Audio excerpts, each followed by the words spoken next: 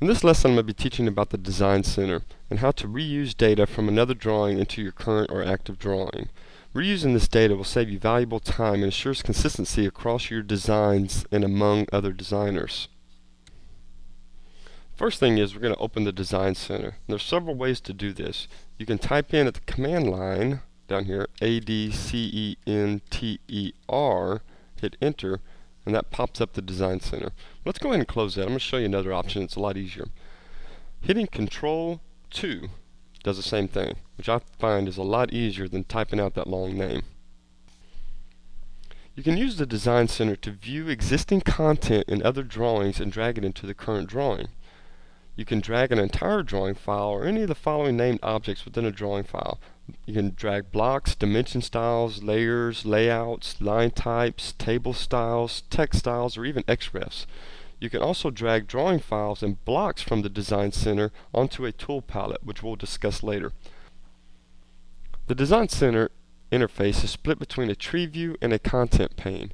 The tree view is this area right over here on the left, and the content pane is this area right over here on the right. So if I were to click on, kitchens, and open this up and go to blocks, it shows me all the blocks available within that drawing. Now this is what's neat about the Design Center. Let's say I was doing some architectural plans or I needed some architectural elements in my drawing. So let's go here and we're in the Design Center and let's open up the kitchens and go to blocks. Here's all the available blocks within the kitchen's drawings. So say I needed a dishwasher. All I have to do is left click, drag into my current drawing and release. And there it is, without any redrawing of existing data that's already here. So let's go ahead and delete this. The same principle applies with dimension styles, layers, layouts, so on and so on, as you can read here. So if you have some information that's drawn or already created in a drawing, all you have to do is open the Design Center, find the drawing, and drag the information into your new drawing without having to recreate anything. That's what's really neat about the Design Center.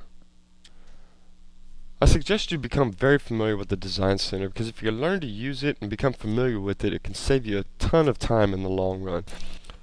Okay, we've taken a quick look at some of the important elements in the Autocad 2009 Design Center. In the next lesson, let's take a look at how we can customize the interface to suit our working style.